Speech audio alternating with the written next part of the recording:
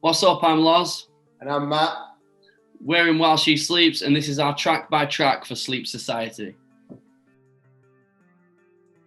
Enlightenment is a song that is birthed out of a collection of different ideas that we had for this record, a little bit of stuff that we, little bits of stuff that we'd written for So What, but couldn't make it work quite right or couldn't fit in quite right. And we had this idea when the song started coming together that it felt very much like the beginning of the book, like the introductory piece, both in the way the intro feels and lyrically how the song feels, and it's kind of outlining what we're about to go in for the rest of the record. That's what the song kind of feels to me. It's like, here's everything we're trying to do, and this is just like the start of it, and sort of touches on what we've been what we kind of discussed throughout the record, which is the idea of like positive self-belief, that you can achieve things and you don't let the naysayers get you down. Like that's the kind of overarching vibe. Is overarching a word? Nutshell. Yeah. A nutshell. Overarching works for me. I mean, you know what I'm trying to say, don't you? Yeah. Yeah. So yeah, that's my vibe on Enlightenment, really. Yeah, I feel like You Are All You Need for us, kind of, in a lot of respects, does what it says on the tin. You know, this, like, even before this year, even before this pandemic, you know, I think it's a crazy important message. And this song for us feels very, very While She Sleeps, I think, for us. You know, it's got all the elements in there that I believe makes a great sleep song. The message is also in there, such a strong, powerful message of, you know, stop looking at other people for that sort of, what do you call it? Validation, you know, like believe in yourself. And just sort of strive in that way.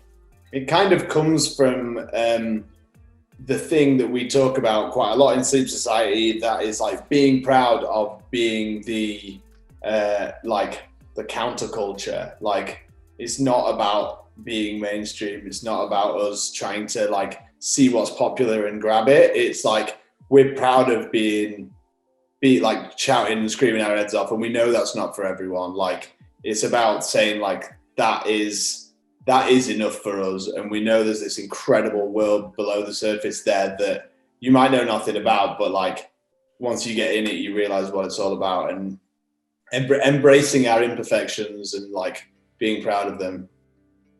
Yeah, I think in another way as well, like we always have in a While She Sleeps vibe, we all know that we have to go through the shit, and sometimes the world sort of deals you a bad card or whatever, but it's about that sort of suffering together in it, and that sort of unity amongst the dog shit, if you like. Yeah. And kind of celebrating that in a gig sense and in a live sense of like, let's just get on with it and party, because what else do we kind of have? So yeah, feels like Sleep's unity banger. Ooh, love this tune. One of my favorites of the record at the moment. Definitely. This takes you to the flip side of where you were before. Musically, came from Sean's absolute new delve, which is in the world of like analog synthesizers, which you sort of heard us bring in on Sleep Society. And this is, he's spent probably the last like 5 years of his life trying to make his guitar sound like a synth. And then he's just realized that he could make a synth sound like a guitar, and basically just like collaborate the two things and give it a little bit of a place in Sleeps, which is a fun new avenue for us. So he'd come up with these like musical ideas. It felt just incredibly heavy, and it's a low tuning song, which feels really nice. A tuning we've maybe not used. Oh no, I was going to say not used since You Are Weed. We have, And lyrically, it came together quite quickly in the studio. We had loads of fun making it, and it's about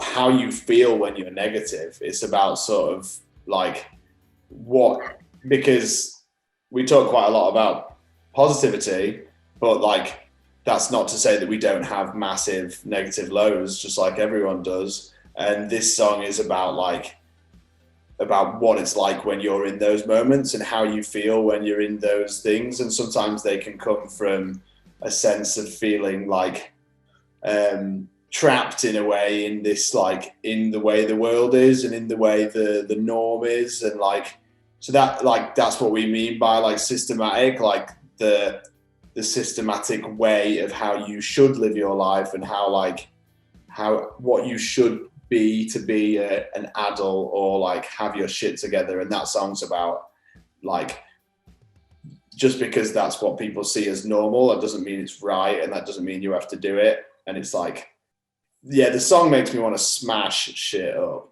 Yeah, you just get the feeling of being at the Corporation nightclub in Sheffield and just partying with everyone. Honestly, throw a beer on me and let me like jump off something into a crowd. Honestly, that is. Throw a beer on us, we're ready to rage. Absolutely. It's a shit. Can't wait to play that song live, man. It also has the closest thing Welsh Seats have ever done to a beat down in it. It has that dun dun dun dun dun dun dun dun dun, dun. And like it literally, I will break things when we play that. I do some scratching on this record as my like vinyl scratching debut. Which is really fun to record. It's just a great track. It's quite an experimental song for us, isn't it? Like I wrote potentially one of the like trappiest vocals I've ever written in that middle eight. And the synth thing's a big adventure for Sean. The scratching thing's a big adventure for Loz. And it's like, this is what it sounds like when we sort of start putting that together and just think, fuck it, do we want to make a tune like this? Yeah, like who cares what anyone thinks of it? I think it kind of brings forward that just how much we love nu metal. You know what I mean? Like how much that played a big part of our growing up and shit. So that's it. Like I think people are like really acknowledging now how much like the early 2000s shaped the music that we listen to now, and like it completely shaped my musical career and outlook on like music. Was those records in the early 2000s, and like, and they're still with us and they're still stand the test of time. They're incredible records. Like when you were like, I want to get some decks and start scratching and then hopefully bring it live. Like I was just like, fucking do it. Yeah. Yeah. It works so well too. Nervous. Probably the deepest and most personal song we've ever made, I think, in terms of getting things off your chest and using a song as that kind of like we use music as our therapy anyway, and we always have done, but that song is like, it's that times two, and hoping that people can do the same. One of the best songs we've ever written, I think, if not the best. It just feels like such an important song, and I feel like, you know, you keep referring back to lockdown, and, you know, I kind of try and stay away from COVID-19 as much as possible, talking about releasing new music, and everyone's sort of sick of hearing it. But I think that, you know, regardless of pandemic and lockdown, you know, it was going to be an important song for us anyway, and we hoped that everyone would receive it in that same way. And you know, I think now more than ever, with people being more isolated than they ever probably have, and how difficult that's been for so many people, I think that this song has the potential to be a huge anthem for this sort of period of time. And I feel like, you know, so far the message is already opening up, like even our closest family and friends, you know, even when you tell people what the song's about, you know, that starts the conversation. If we can keep bringing down the walls and opening people up to sort of voicing how they feel, hopefully, you know, if that's only just for a few people, it's a good thing. So on a bigger scale, I think it has a potential to be crazy important, and definitely has that feeling of song for us.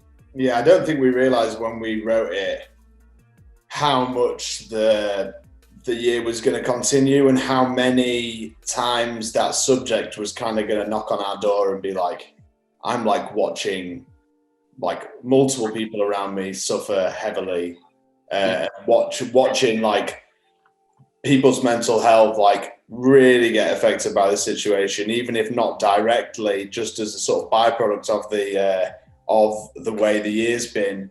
Like, just kept getting higher and higher as like more people, and essentially worrying about more people, and the song sort of started to stand up more and more kind of in the track list as like, hey, like this is actually gonna, we should release this ASAP, and we should get people to talk to each other, and try and use, we know what music has the power to do, but if we actually outright say it and say, this is what we want this song to do, which is how we want you to use it, that just felt like that's what we should do, didn't it? Just to try and get it out there and get it used by people in a time where hopefully people need it. So I'm really glad we've released it. And I think in the record, when you get to that song after hearing the tracks before it, it changes, the route changes and the journey changes a little bit, and it starts taking you down a bit of a different path, which I think is a nice thing. It's something we always like in records. It's not supposed to sound like one thing all the way through. It is a journey, and the view's different all the way. So like this song makes you feel in a different way a very different way to how Systematic did before it. So like, yeah, it's that moment in the record for me.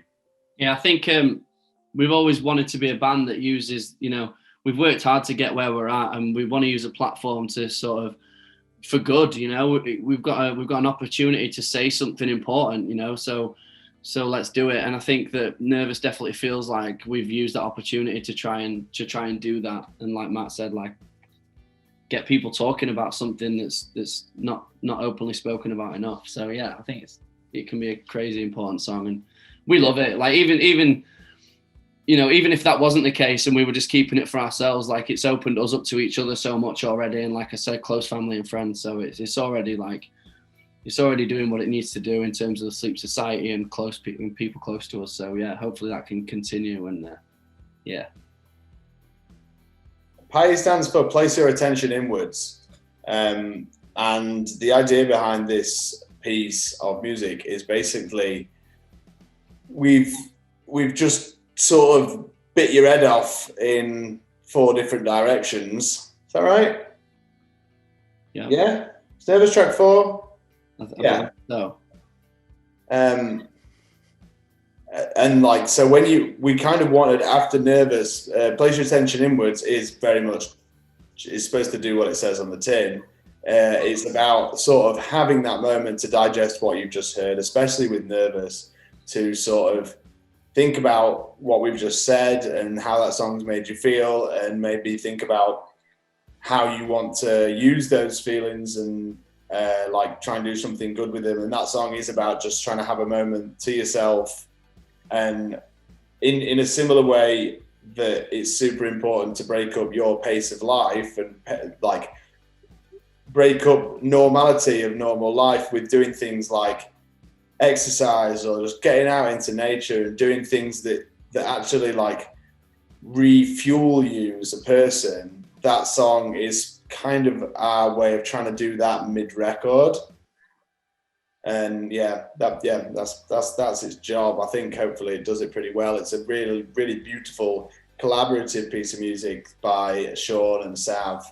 It's meant. I think you know, we're a band that we don't just love metal, you know what I mean? We love all different genres. And I feel like when you come together, especially on this record more than others, there is a sense of, you know, we're trying to channel everything we like, not just perhaps metalcore, you know? And And I think for me, like, I love bands like Meshuggah, but sometimes every now and again, some bands, when they're like kind of like just heavy, it sometimes gets a bit one-dimensional. And I'm not calling Meshuggah one-dimensional because I love them, but you know what I mean? Like, and I think for us, it's about sort of the dynamic, isn't it? It's a dynamic. It's refreshing the palette so that you're ready to take on some more sounds and some more songs. And yeah, like, it's that breathing space after Nervous to sort of reflect a little bit and have a bit of your own time, as well as being sort of immersed in the record and enjoying it. So I think, yeah, it's nice to refresh your palette with something nice and chill after sort of hearing the first sort of four songs of the record. And if something's heavy all the time, you don't know it's heavy anymore. And like, you can't feel that power if something is constantly at that level. It's like, this is the moment where it settles. So when it comes back, you can feel it again. Yeah, letting it simmer for a second so you're ready for some more onslaught. A fun one for me. This was birthed out of an idea right at the beginning of lockdown for me. When we were all apart, we were all writing at home, just like, I was basically just like walking loads with my dog Nell, and just like listening to ambient music, not very dissimilar to Pleasure Ascension Inwards. And that's how I write lyrics, and like listen to very soft music that gives my brain enough space to sort of think freely. And wrote this set of lyrics where I had this idea about writing a set where it always started with the same word. And because I think you realize in your life that you just get told, people tell you things that's their opinion of right, and how you should do things is their opinion of right. And they're always super contrasting and very, very conflicting things that people tell you often. Like, and when I think back to it now, like, I've been told a million things. Like, it's only my own personal compass that decides what I think is right. And I wrote this big set of lyrics being like, somebody told me to do this, someone told me to do this, someone told me this is how I should live, someone told me this is how I should live, someone told me to believe in God, someone told me bullshit. Like, just that fucking list could go on forever. And I had this idea of trying to sort of make it poetic and put it together, and then it became this sort of stupid mathematical timing where I could say the word in the same way but push it back like a beat at a time every time I came back round to it. And I wrote it over like like an electric guitar with like a delay on it, and loved it instantly. And like put it in our group, and Sean was writing at the same time, and he was like, hold on a minute, I can't get my head around this. Like, let me sit with it. And like the next day he was like, all right, what do you think it sounds like over this, which is something he was working on. And it just sort of gelled. And like, it's also quite a traditionally sleepsy song, but maybe with a slightly more Tekka's vocal to it. It's an interesting vocal. It's one of those things that when you learn it, like first time round, you might be like, but go a few times round, and then you're like, I get this. That's definitely how it hit me. And then the second half of the Somebodies, you get the lag when it comes in on the one, and that's what's for me. But you have to listen to it to get into it. But that's what was infectious about it for me, because that swing off the second. That was the mathematical part of it, where I was like, I was almost writing it down on paper and like nudging it, like. But yeah, it's just fun, and like you say, it's definitely a very sleep song, and sort of like almost again like does what it says on the tin. It's about having all these conflicting opinions and not really knowing what to do with them or where to place them, or if you should listen to everything you're told, and just sort of working that out for yourself. But yeah, it's really fun, and like you say, that swing on the second flip of that is just it feels so good once your brain knows where it is. And the way the sort of the subject, we kind of like, it felt like if the song is always talking from this character of like, somebody told me to do this, someone told me to do this, that when you get to the chorus, you get this like beautiful sense of like that voice stops and like the voice of reason appears that just says like stop listening to those things, like stand tall and know your worth. Like I love that, like that change when it gets there and you're like, fuck yeah, like that's what life's like, and that's what growing up's like. Do you know what I mean? You're constantly sort of thinking, what do I need to what contributes to being like successful or an adult or having your shit together and all that. And like it's like straying away from the norm and being okay with like being an outsider, I guess. Like, yeah, which isn't, that's the subject almost throughout the whole record, and that's what Sleep Society as a collective thing is trying to be about. So like, that's Know Your Worth. Okay. It's all right. I'm flashing back to the making. Yeah, I'm trying to piece it together. I'd work out what came first. From the exact same time as writing Somebody, or not, we called it Somebody, but writing Know Your Worth. I wrote that chorus. There's no perfect escape. Yeah. No permanent faith. And at the time, it was probably like the thing I was most happy with writing. And I think I was so happy with it that I drove and had a session with Sean just to like bounce it off him and play some guitar over it. And instantly was like, oh, this is a really like nice song starter, almost like a new Four Walls or like something like that kind of like big sing-along thing. And really just about like we spend our lives like searching for like something and trying to escape to get somewhere with different tools and different things. Like I know I do that, like just in which whatever way, whether it be exercise or alcohol or like anything, it's like you're searching for something to get you somewhere or like to escape. It's that thing like, oh, you want to go out into nature. When you get to nature, do you escape or do you get there and then still search for something else? And we had that intro part written, and then Sean was on an eternal quest for how do you follow that intro with, we didn't want to kick into it melodically. We wanted to kick into it something that could just make the show explode and let us escape. And I think we must have gone through like probably like 10 different versions of that first kick in. And I feel a bit harsh now, but I was quite open about if I didn't think it was right, and we'd keep doing it. I'm like, it's there, like it's good, but it's not right. It's good, but it's not right. And then one day I arrived at the studio and Sean was just like, and I was just like, oh shit. Yeah. Yeah, do you remember when we were recording it and he was playing it with like a metal pick and it was just like super shiny and polished, and we were like, that's what it's worth staying true to your gut about, because if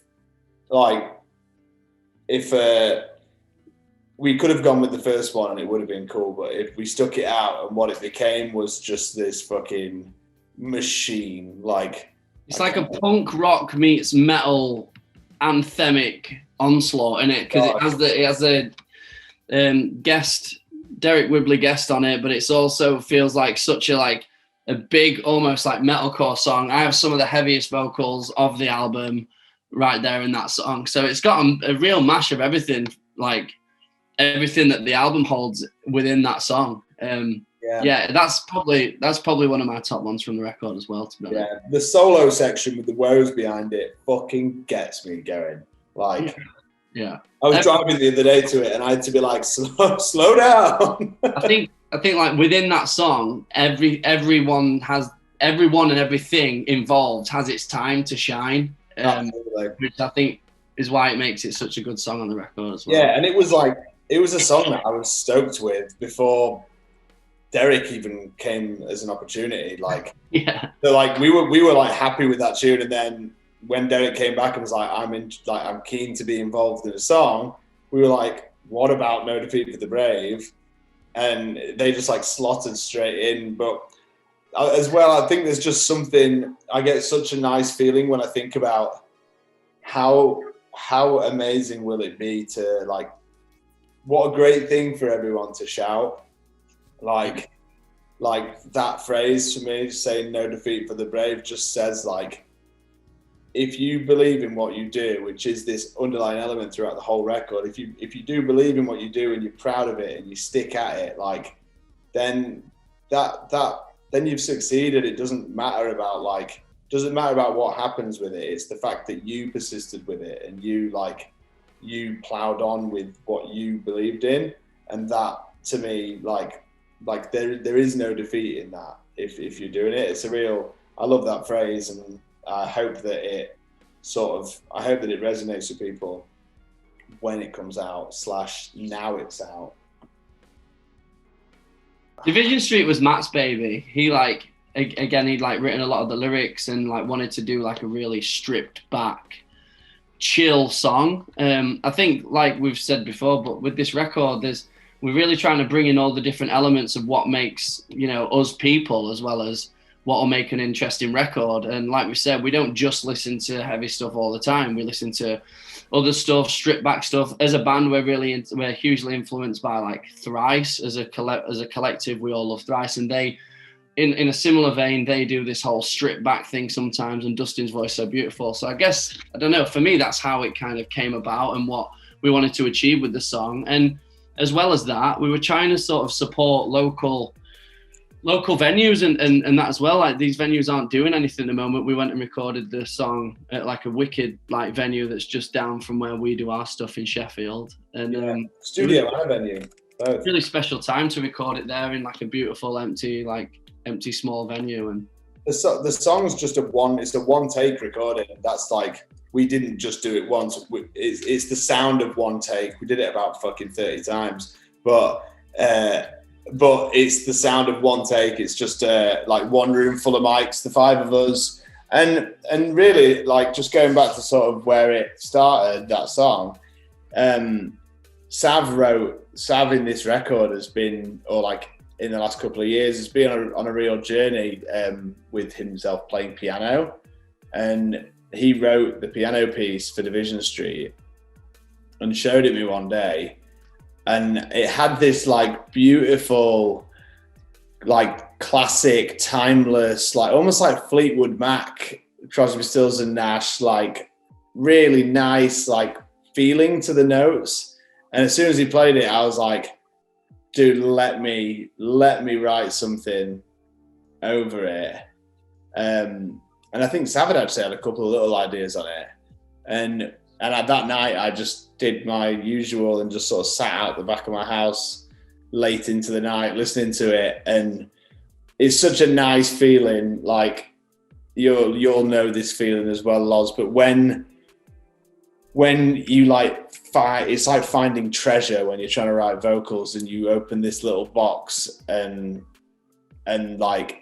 the lines come really fluently, sort of one after another, and you're like, yes, I'm right. There's a difference between trying to write and writing, and sometimes when it comes and you're really happy with it and then it flows really well, it's a really nice feeling. I had that instantly over the piano, and then next day, Sav played the piano piece and I sang it with him, and we were like, this is awesome.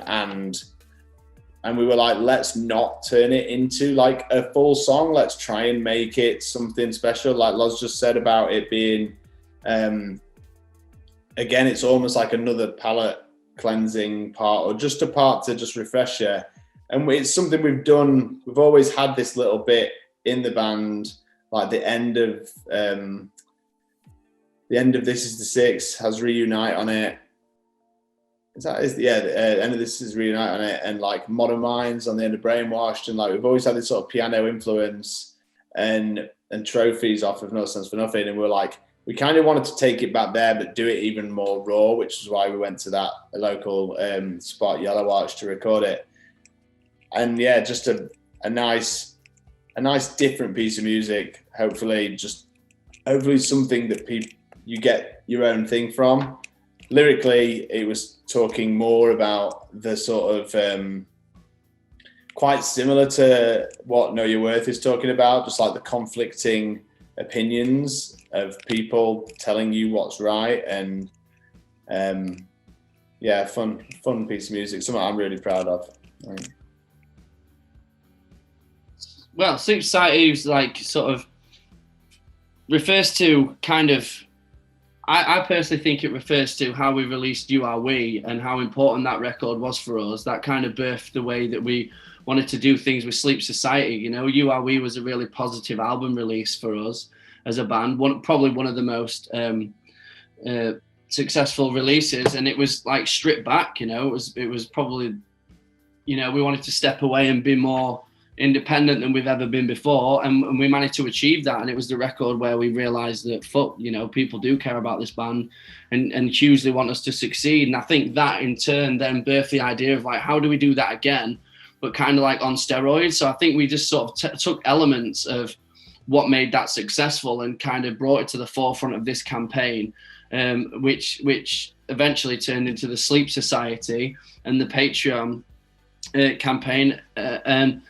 And yeah, so that was hugely important to us. As well as that, this song, you know, was the opening single to the record. And, you know, with this campaign, we wanted to address some of the things that we felt like the industry was letting down the artists in a way. So we've tried to outline a few of those things going into the campaign with a press conference at the front of the single video that basically just tries to outline why the industry is kind of failing its artists in a way. I think we're working off a model that hasn't sort of changed in the last sort of 15, 20 years, but the way that we digest our music has changed dramatically. So, and I feel like, you know, if you're a hugely popular pop act, you know, with millions of plays and millions of pounds, then these sorts of things aren't going to affect you. But somehow it always feels like the sort of lifeblood of the underground community, whether that's punk, metal, hardcore, whatever. It seems like when all these changes occur, that these are the sort of genres that seem to suffer. So for us,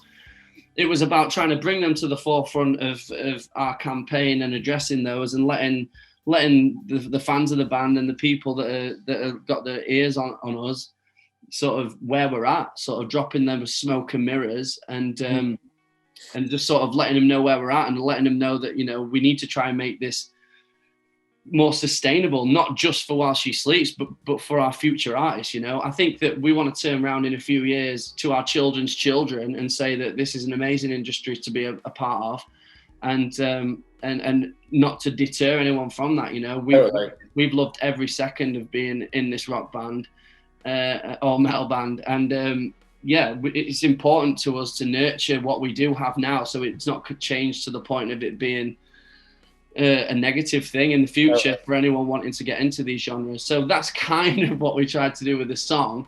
And like in true Sleep's form, we wanted to open the campaign up with an absolute slammer. And I don't think Sleep Society disappoints in that way. It's got all the elements of a hugely energetic live Sleep song.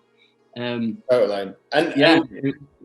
And lyrically, or like the way the song feels, it's from like quite a nice different angle compared to a normal song. It's like the whole song is explaining to you what we're doing. Normally we're talking about our opinion of something, but this song is like, it's almost like, it's like steps. It's like the beginning, like it is the foreword of the book where it's like, this is what we're doing and here's why we're doing it.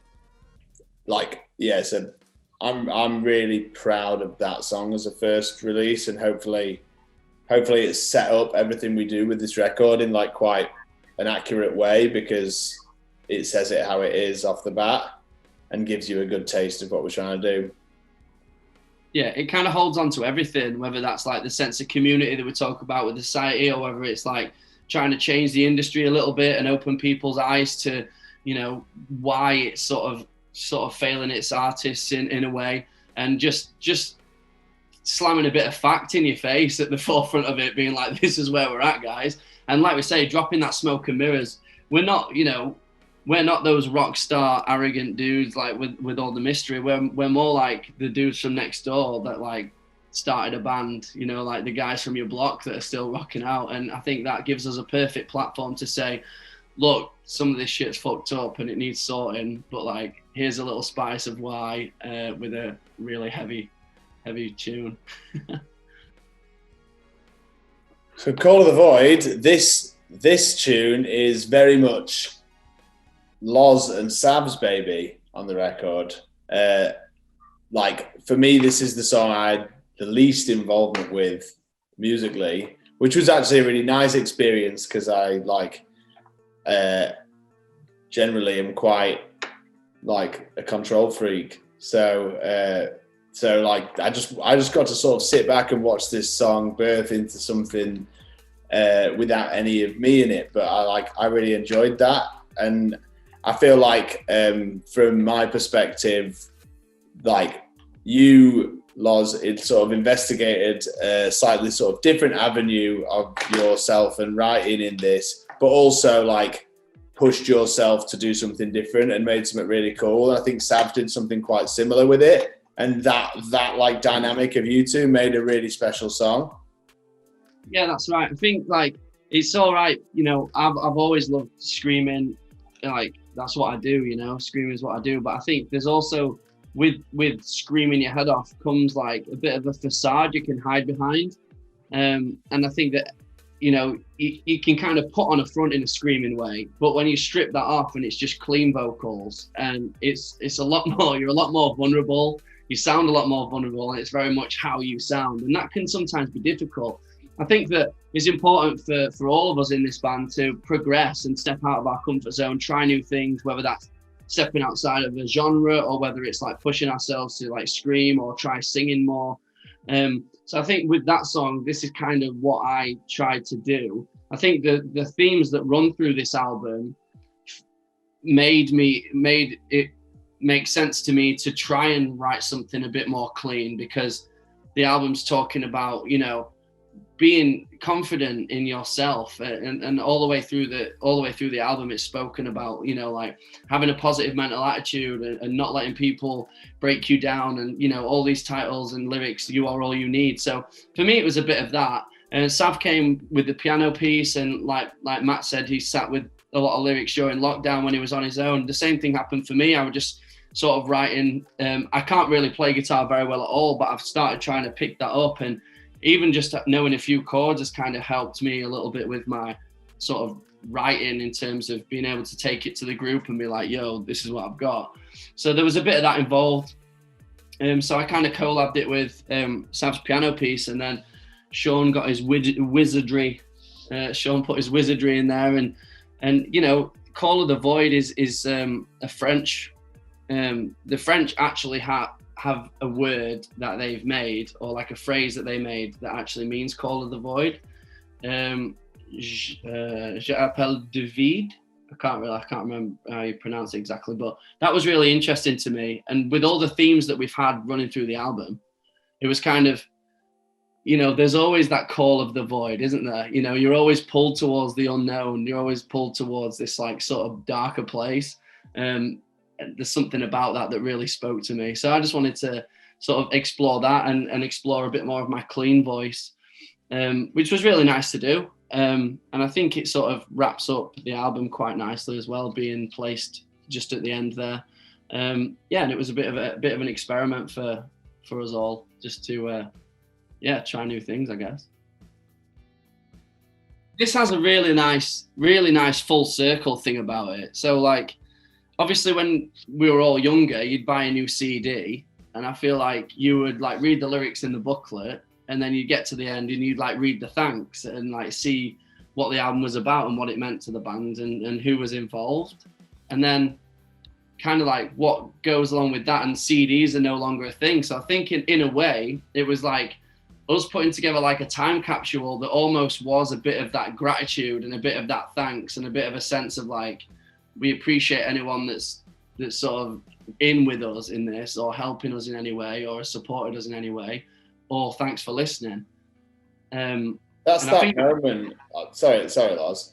That's that moment on an album where, like you just said, I'd go to Chef on the bus, buy my CD, listen to it on my Discman on the way home, and read the lyrics, and then I'd read the thanks, and the thanks would always do the same sort of job that, like, when you watch a band's documentary does. You sort of, that gets you closer, and you feel like you hear who they're all thanking personally, and the people that they owe that gratitude to. And we just thought, that's not how people aren't consuming music in that way anymore. You're streaming it.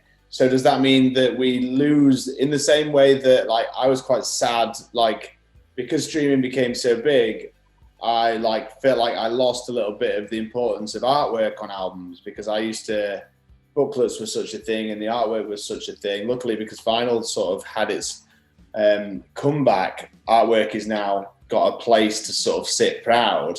But though the booklet thing and the thanks was kind of gone, so we just thought, what if we could really, like, why don't we make that physical? Why don't we make it a song? And also, it's a nice way to close the record, to sort of have that little message from the five of us, trying to speak just as open and as truthfully as possible. I just did mine in one take after a few beers. At Garage here, I didn't even know what we were going to say. But I think that's what it's about. It's about it just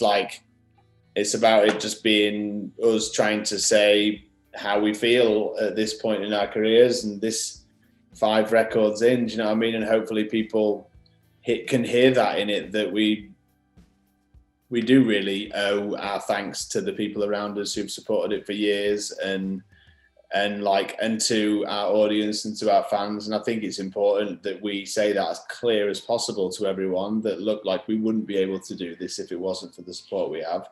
And we are truly grateful for it. And Sav wrote a really nice piece of piano, and it sort of sat with it really well. Then also the postcode actually relates to a place in Doncaster where I'm from called Armthorpe, which, when I joined the band in 2009, Matt came to pick me up in an XRAC van that we called the Tanger van, and picked me up from school. And literally, it was one of the moments where, like, Matt was like, let's fucking do this. I ripped my shirt off and, like, kind of tied it around my head, kind of, you know how it is. And we just went off into the sunset almost and started sort of piecing together No Stands for Nothing. So went off into the sunset and got pissed. Yeah, but that postcode actually is in Armthorpe, which is kind of where the journey started for us. So to bookend it with the end of the album, but also it have a reference to where it kind of started for me and Sleeps and the No Stands for Nothing, is also, like, such a cool sort of Easter egg. And when Loz says picked him up from school, he wasn't a student at the school. He was a learning support assistant, like, teaching at the school. And and when he was just joining, we were like, are you sure you want to quit this job that's, like, pretty good job, do you know what I mean? Like, you're doing a good thing and it's, like, it's stable. And he was like, no, I'm fucking in. Like, let's do this. And that day when jumped in the van, very much felt like the beginning of something huge, just because of what Loz had done to already show that commitment of, like, look, I'm in, I'm fucking quitting this job, ripped this shirt off, like, and we're just like, let's fucking go. Like, this is the beginning of, I mean, 10 years plus later, and that postcode actually takes you all the way back there. So a fun little Easter egg, yeah, for sure.